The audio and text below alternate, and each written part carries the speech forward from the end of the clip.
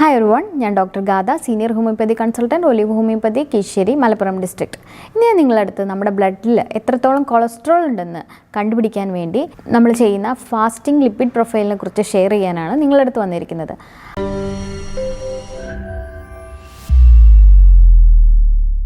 Cholesterol എന്ന് കേൾക്കുമ്പോഴേ ആളുകൾക്ക് ഈ ഒരു പേടിയാണ്. അതൊരു വില്ലൻ കൺസെപ്റ്റാണ് കൊളസ്ട്രോളിനെ കുറിച്ച്. എന്നാൽ കൊളസ്ട്രോൾ നമ്മുടെ ശരീരത്തിന് ആവശ്യമായിട്ടുള്ള ഒരു ഘടകമാണ്. നമ്മുടെ എല്ലാ കോശങ്ങളിൽ കണ്ടുവരുന്നതും അതുപോലെ കോശത്തിൻ്റെ വളർച്ചയ്ക്ക്, നമ്മളെ ടിഷ്യൂസിൻ്റെയൊക്കെ ഒരു ബിൽഡിങ്ങിന് നമുക്ക് ഈ കൊളസ്ട്രോൾ ആവശ്യമാണ്. അതുപോലെ തന്നെ ശരീരത്തിൻ്റെ ചില ഹോർമോൺ ഉൽപ്പാദനത്തിന് വേണ്ടിയിട്ട്, അതായത് സെക്സ് ഹോർമോൺ, അഡ്രിനൽ ഹോർമോൺസ് തുടങ്ങിയവയുടെ ഉൽപ്പാദനത്തിന് വേണ്ടിയിട്ട്, ചില വിറ്റാമിൻസിൻ്റെ അബ്സോർഷന് വേണ്ടിയിട്ട്, അതുപോലെ ലിവറിൽ നിന്ന് ബൈൽ ഉണ്ടാക്കാൻ വേണ്ടിയിട്ട്, ഈ ബൈലാണ് നമ്മൾ ഫാറ്റ് ഡൈജഷനൊക്കെ ഹെൽപ്പ് ചെയ്യുന്നത്. ഇതിനൊക്കെ വേണ്ടിയിട്ട് നമുക്ക് കൊളസ്ട്രോൾ ആവശ്യമാണ്. 3/4 കൊളസ്ട്രോൾ നമ്മുടെ ശരീരം തന്നെ ഉൽപ്പാദിപ്പിക്കുന്നുണ്ട്. അതിന് പുറമേ ആയിട്ടാണ് നമ്മൾ ഭക്ഷണത്തിൽ നിന്നും കൊളസ്ട്രോൾ ലഭിക്കുന്നു. ഈ ഒരു കൊളസ്ട്രോൾ ഒരു ലെവലിൻ്റെ മുകളിലേക്ക് പോകുമ്പോഴാണ് ഇതൊരു വില്ലനായിട്ട് മാറുന്നത്. അതായത് നമ്മളെ ബ്ലഡ് വെസൽസിലൊക്കെ അടിഞ്ഞു കൂടിയിട്ട് നമുക്ക് ബ്ലോക്കൊക്കെ ഉണ്ടാവാനുള്ള ഒരു ടെൻഡൻസി ഉണ്ടാക്കുന്നത്. ഇനി ഞാൻ നിങ്ങളുടെ അടുത്ത് ലിപ്പിഡ് പ്രൊഫൈൽ ടെസ്റ്റിനെ കുറിച്ചാണ് ഷെയർ ചെയ്യുന്നത്. ഇത് നമ്മളെ ശരീരത്തിൽ എത്രത്തോളം കൊളസ്ട്രോൾ ഉണ്ടെന്ന് കണ്ടുപിടിക്കാൻ സഹായിക്കുന്ന ഒരു ടെസ്റ്റാണ്. പേര് സൂചിപ്പിക്കുന്ന പോലെ തന്നെ ഫാസ്റ്റിങ്ങിൽ ചെയ്യുന്നതാണ് വളരെ നല്ലത്. അതായത് രാത്രി ഭക്ഷണം കുറച്ച് നേരത്തെ കഴിച്ചതിന് ശേഷം ഒരു 9 മുതൽ ഒരു 12 മണിക്കൂറൊക്കെ ഭക്ഷണം കഴിക്കാതെ രാവിലെ പോയി ചെയ്യുന്നതാണ് നല്ലത്. അതുപോലെ ചായ, കാപ്പി തുടങ്ങിയവ കഴിച്ചിട്ട് ഇത് പോയി ചെയ്യരുത്. അതുപോലെ തന്നെയാണ് മദ്യപാനം, പുകവലി ഉള്ളവർ അത് കഴിച്ചിട്ട് നേരെ പോയി ടെസ്റ്റ് ചെയ്യരുത്. പിന്നെ എന്തെങ്കിലും റെസ്പിറേറ്ററി കംപ്ലയിൻസ് ഒക്കെ ഉള്ള ആളുകളാണെന്നുണ്ടെങ്കിൽ, അതായത് കഫക്കെട്ട്, പനി, ചുമ തുടങ്ങി എന്തെങ്കിലും ബുദ്ധിമുട്ടുകൾ ഉണ്ടെന്നുണ്ടെങ്കിൽ ഇത് അപ്പം തന്നെ പോയി ടെസ്റ്റ് ചെയ്യരുത്. ഒരു 2 ആഴ്ച കഴിഞ്ഞിട്ട് നിങ്ങൾ മാറിയതിന് ശേഷം പോയി ടെസ്റ്റ് ചെയ്താൽ മതി. അതുപോലെ വെള്ളം വേണമെങ്കിൽ കുടിക്കാം. മെഡിസിൻസ് എന്തെങ്കിലും മോർണിംഗ് ഇമ്പോർട്ടൻ്റ് ആയി കഴിക്കേണ്ടതാണെന്നുണ്ടെങ്കിൽ ഓക്കെ കഴിക്കാം. പക്ഷേ അല്ലാത്തുള്ള ഒരു ഭക്ഷണവും കഴിച്ച് ഇത് ടെസ്റ്റ് ചെയ്യാൻ പോകരുത്. ഈ ഒരു ടെസ്റ്റിലൂടെ നമ്മുടെ ശരീരത്തിൽ എത്രത്തോളം കൊളസ്ട്രോൾ ഉണ്ടെന്ന് അറിയാൻ സഹായിക്കും. ഈ ടോട്ടൽ കൊളസ്ട്രോൾ എന്ന് പറയുമ്പോൾ നമ്മുടെ നല്ല കൊളസ്ട്രോൾ, ചീത്ത കൊളസ്ട്രോൾ എല്ലാം കൂടി ചേർന്നുള്ള ഒരു കൊളസ്ട്രോൾ ലെവലാണ്. അതുപോലെ ഈ ഒരു ടെസ്റ്റ് നോക്കിയതിന് ശേഷമേ നമുക്ക് കൊളസ്ട്രോളിനൊരു ട്രീറ്റ്മെൻറ്റ് വേണോ വേണ്ടേ എന്ന് തീരുമാനിക്കാൻ പറ്റുകയുള്ളൂ. അപ്പോൾ ഇതിൽ എന്തൊക്കെ ഘടകങ്ങളാണ് വരുന്നതെന്ന് നോക്കാം. ടോട്ടൽ കൊളസ്ട്രോൾ എത്രയെന്ന് അറിയാൻ സാധിക്കും. ടോട്ടൽ കൊളസ്ട്രോൾ ഹെൽത്തി ആയിട്ടുള്ള ഒരാൾക്ക് 200-ന് താഴെയാണ് വേണ്ടത്.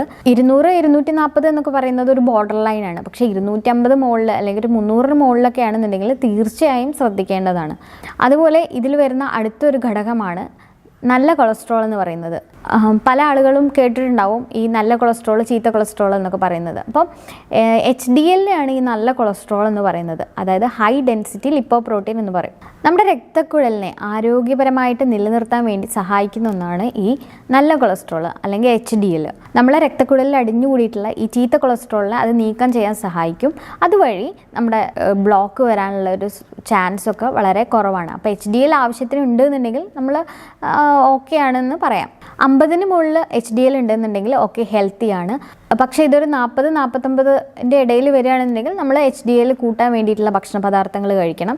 ഇത് 40-ൻ്റെ താഴെയാണെന്നുണ്ടെങ്കിൽ തീർച്ചയായിട്ടും ശ്രദ്ധിക്കണം. ഇനി അടുത്തൊന്നാണ് LDL. LDL ആണ് നമ്മുടെ ചീത്ത കൊളസ്ട്രോൾ എന്ന് പറയുന്നത്. ലോ ഡെൻസിറ്റി ലിപ്പോപ്രോട്ടീൻസ് എന്ന് പറയും. ഇവരാണ് നമ്മുടെ രക്തക്കുഴലുകൾ അടിഞ്ഞുകൂടിയിട്ട് ബ്ലോക്ക് ഉണ്ടാവുന്നത്. അതായത് ഇതാണ് നമ്മളെ വില്ലനായിട്ട് മാറുന്നത്. LDL ഒരു 130-ൽ താഴെയാണെന്നുണ്ടെങ്കിൽ അത് വളരെ നല്ലതാണ്. 130-ൻ്റെയും 159-ൻ്റെ ഒക്കെ ആണെന്നുണ്ടെങ്കിൽ ഒരു ബോർഡർ ലൈന് 160-ന് മുകളിലാണെന്നുണ്ടെങ്കിൽ തീർച്ചയായും നമ്മൾ ശ്രദ്ധിക്കേണ്ടതാണ്. ഈ ഒരു ടോട്ടൽ കൊളസ്ട്രോൾ എന്ന് പറയുന്നത് LDL-ഉം HDL-ഉം എല്ലാം കൂടി ചേർത്തിട്ടുള്ളൊരു വാല്യൂ ആയിട്ടാണ് ഈ ടോട്ടൽ കൊളസ്ട്രോൾ എന്ന് പറയുന്നത്. അപ്പോൾ ടോട്ടൽ കൊളസ്ട്രോൾ ഹൈ ആവുന്നത് കാരണം നമുക്കൊരു കൊളസ്ട്രോൾ പേഷ്യൻ്റ് ആണ് എന്ന് ഒരിക്കലും പറയാൻ പറ്റില്ല. അത് ചില ആളുകൾക്ക് HDL കൂടുതലായതുകൊണ്ടായിരിക്കാം ഈ ടോട്ടൽ കൊളസ്ട്രോൾ ലെവൽ ഡിഫറൻസ് വരുന്നത്. പക്ഷേ അത് ഹെൽത്തി ആയിട്ടുള്ള ഒരു കണ്ടീഷനാണ്. നമ്മൾ തീർച്ചയായും ഈ ഒരു ടെസ്റ്റ് ചെയ്തതിന് ശേഷമേ കൊളസ്ട്രോൾ പേഷ്യൻ്റാണ് അല്ലെങ്കിൽ കൊളസ്ട്രോളിന് വേണ്ടിയിട്ടുള്ള ട്രീറ്റ്മെൻറ്റ് എടുക്കാൻ പോവാവും. പിന്നെ അടുത്തത് വരുന്നതാണ് ട്രൈഗ്ലിസറൈഡ്സ് എന്ന് പറയുന്നത്. കൊളസ്ട്രോൾ നമ്മളെ കോശങ്ങളുടെയും ഹോർമോൺസിൻ്റെയൊക്കെ ഒരു ഗ്രോത്തിന് ഹെൽപ്പ് ചെയ്യുന്നതാണെങ്കിൽ ഈ ട്രൈഗ്ലിസറൈഡ്സ് എന്ന് പറയുന്നത് നമ്മുടെ ഭക്ഷണത്തിൽ നിന്നൊക്കെ ലഭിക്കുന്ന ഉപയോഗിക്കപ്പെടാത്ത കലോറീസ്, അത് ഈ ട്രൈഗ്ലിസറൈഡ്സ് ആയിട്ടാണ് ശരീരം സ്റ്റോർ ചെയ്യുന്നത്. എന്നിട്ട് നമുക്ക് ആവശ്യം വരുന്ന സമയത്ത് ഈ ട്രൈഗ്ലിസറൈഡ്സ് എനർജി ആയിട്ട് മാറുന്നു. അപ്പോൾ ഈ ട്രൈഗ്ലിസറൈഡ്സ് അമിതമായിട്ട് വരുമ്പോഴും നമ്മളെ ഈ രക്തക്കുഴലുകളുടെ ഭിത്തിയിലൊക്കെ വന്ന് അടിഞ്ഞുകൂടിയിട്ട് ആ ഒരു ഭാഗത്ത് ബ്ലോക്ക് ഉണ്ടാക്കുന്നു.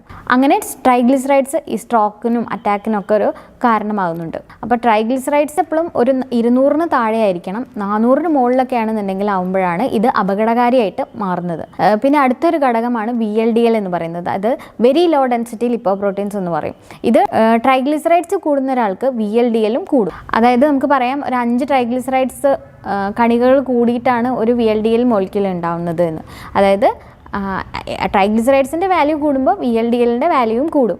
അപ്പോൾ സാധാരണ നോർമൽ ആയിട്ടുള്ള ഒരാൾക്ക് 6 മുതൽ 30 വരെയൊക്കെയാണ് ഈ VLDL വാല്യൂ വരാറ്. 30ൻ്റെ മുകളിൽ പോകുമ്പോഴാണ് ഇത് അപകടകാരിയായി മാറുന്നത്. ഇന്ന് നമുക്ക് ടോട്ടൽ കൊളസ്ട്രോൾ HDL റേഷ്യോ കൂടി അതിൽ കാണാറുണ്ട്.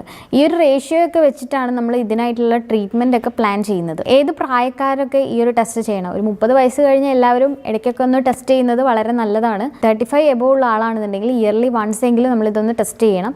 അതുപോലെ 40ന് ശേഷമുള്ള ആളാണെന്നുണ്ടെങ്കിൽ ഒരു 6 മന്ത് ഇൻ്റർവെല്ലിൽ ഇതൊന്ന് ടെസ്റ്റ് ചെയ്യുന്നത് വളരെ നല്ലതായിരിക്കും. ഇനി ഡയബറ്റീസ് മെലിറ്റസ്, അതുപോലെ ഹൈപ്പോതൈറോയിഡിസം, വളരെ അമിതമായിട്ട് വണ്ണമുള്ള ആളുകൾ, അതുപോലെ മാനസിക പിരിമുറുക്കം, എന്തെങ്കിലും സ്ട്രെസ് ആൻസൈറ്റി ഡിസോർഡേഴ്സ് ഒക്കെ ഉള്ള ആളുകളും ഈ ഒരു ടെസ്റ്റ് ഇടയ്ക്കൊക്കെ ചെയ്യുന്നത് അല്ലെങ്കിൽ ഡോക്ടേഴ്സിൻ്റെ റെക്കമെൻഡേഷനോട് കൂടി ചെയ്യുന്നതും വളരെ നല്ലതായിരിക്കും.